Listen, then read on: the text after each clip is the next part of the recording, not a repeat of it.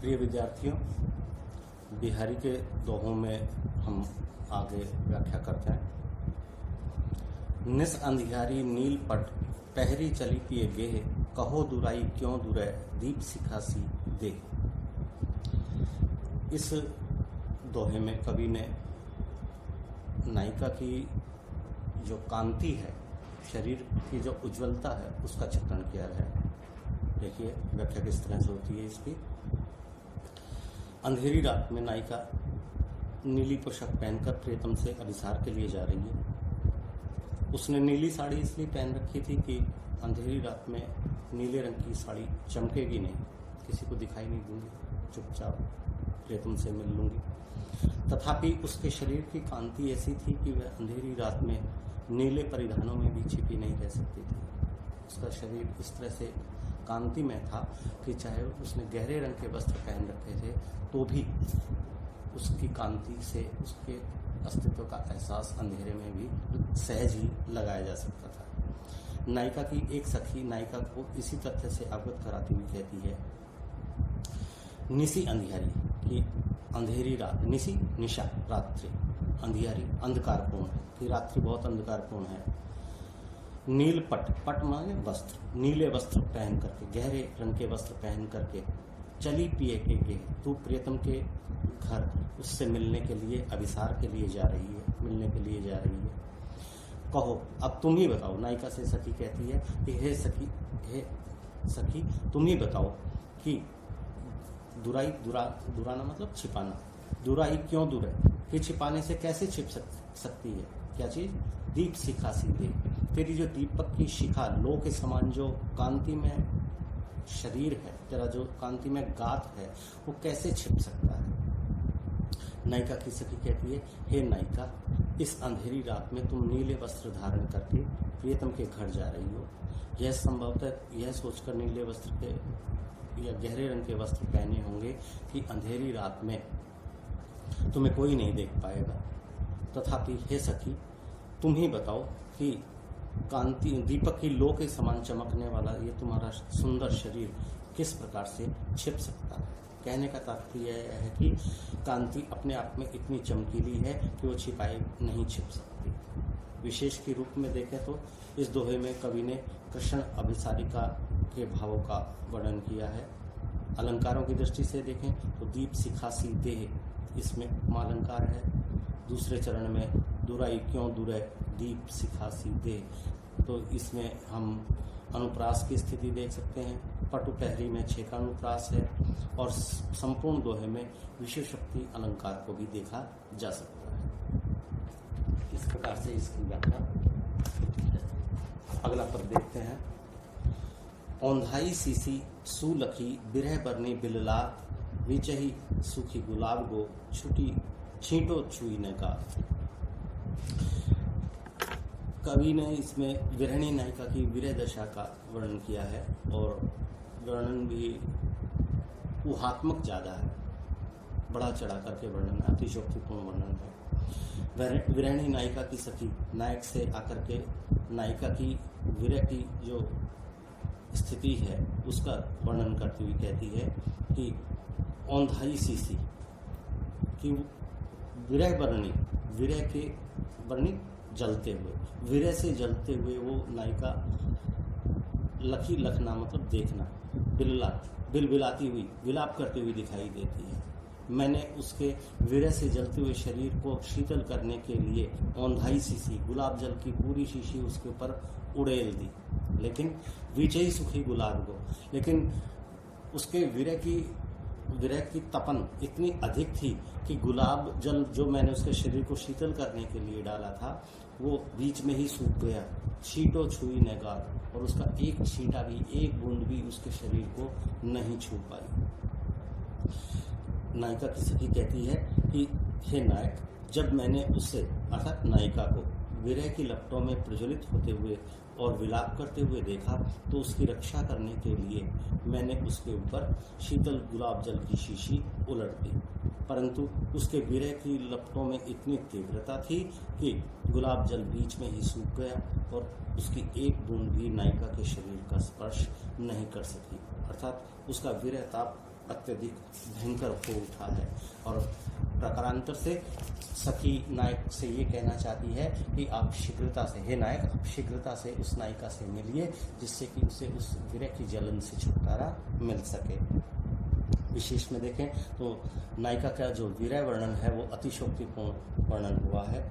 अलंकारों की दृष्टि से देखें तो इसमें अतिशोक्तिपूर्ण अलंकार है और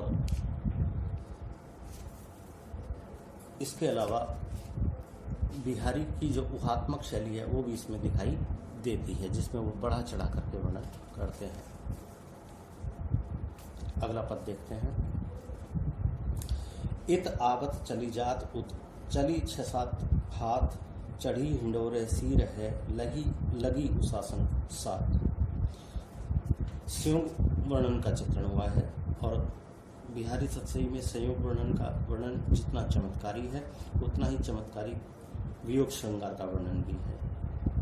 प्रस्तुत दोहे में कवि बिहारी ने वियोगावस्था में नायिका की उन्मादपूर्ण दशा का अनुभूतिपूर्ण चित्रण किया है। व्याख्या देखते हैं इसकी।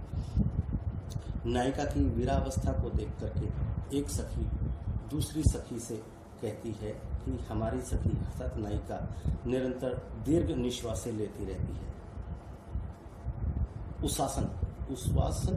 उच्छ्वास निश्वास कि उसकी निश्वासें इतनी तेज हैं कि उन निश्वासों के द्वारा ही वो इत आवत कभी इधर आ जाती है, चली जात उत, और कभी उधर चली जाती है। चली 6-7 हाथ, 6-7 हाथ कभी इधर चली जाती है, कभी उधर आ जाती है।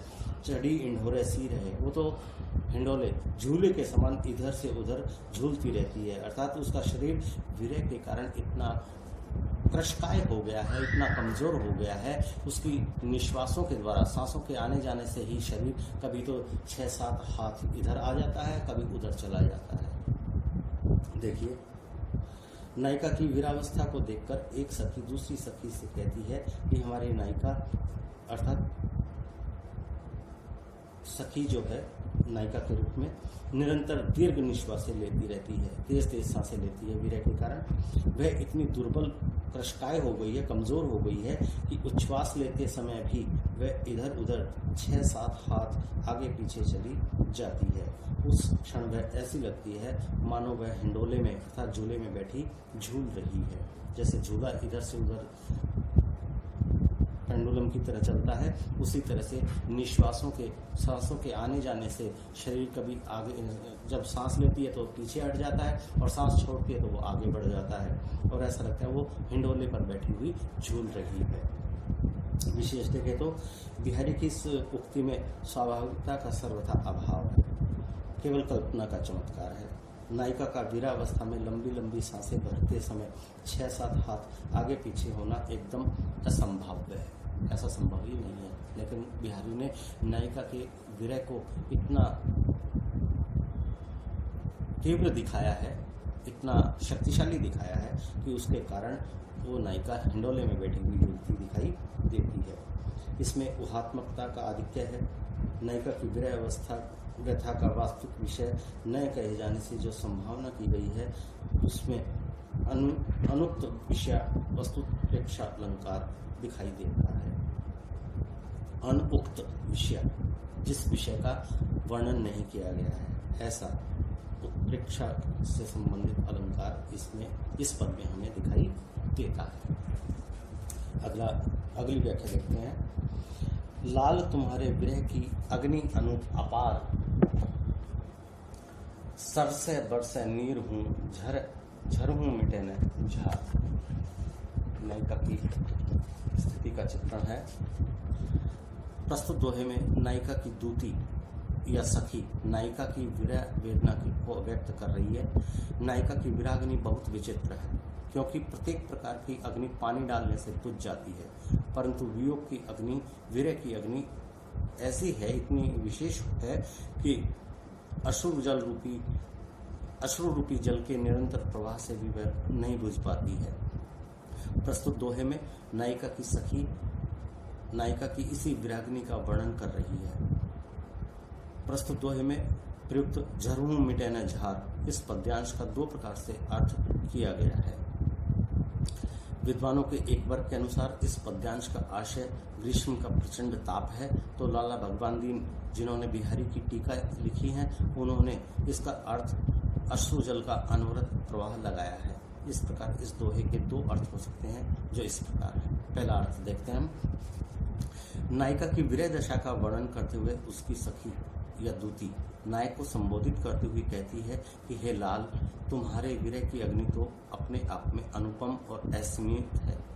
लाल, हे नायक, तुम्हारे विरह वेदना की जो अग्नि है, उसकी जो जलन है वो अनुपम है, अपार, उस असीमित है, उसका कोई और छोर नहीं है। तुम्हारी इस विरह अग्नि की विशेषता यह है कि सभी प्रकार की अग्नियां वर्षा के निरंतर प्रवाह से शमित हो जाती हैं, किंतु तुम्हारे विराग्नि अश्रु जल के निरंतर प्रवाह से भी नहीं बुझती, अपितु और अधिक प्रचंड हो जाती है। सर से बरसे नीर हूं कि नीर के जल के बरसने से भी झरूं मिटे न झार। ये जो झार है, जो जलन है, वो मिटती नहीं है बल्कि और भी ज्यादा बढ़ जाती है। दूसरा अर्थ देखते हैं। नायिका की सखी कहती है कि हे लाल, हे नायक, तुम्हारी विराग्नि अनुपम और अपार है। तुम्हारी विराग्नि की विलक्षणता अथवा अनोखापन यह है कि इस अग्नि की जलन अश्रुजल के प्रवाह से घटने के स्थान पर और अधिक बढ़ जाती है, और यहाँ तक कि ग्रीष्म के प्रचंड ताप से भी यह अग्नि नहीं बुझती। इस अर्थ की पुष्टि में रत्नाकर जी ने वैज्ञानिक सत्य का आश्रय भी लिया है।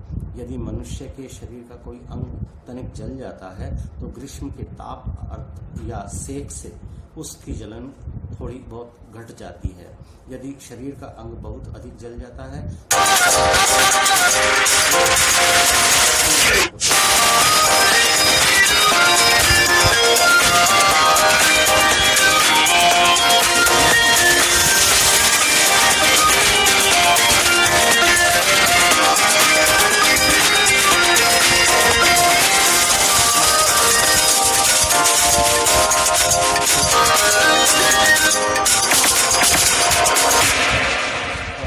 संभव नहीं है।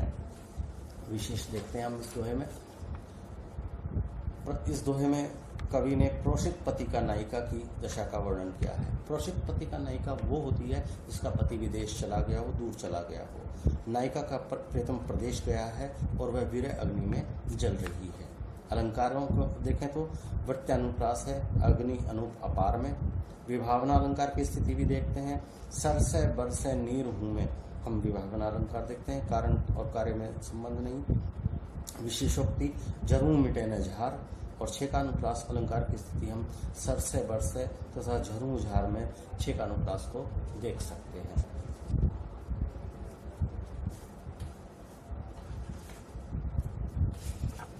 अगला पद देखते हैं हम। कहलाने एकत बसत अहि मृग मयूर मृग बाग जगत तपोवन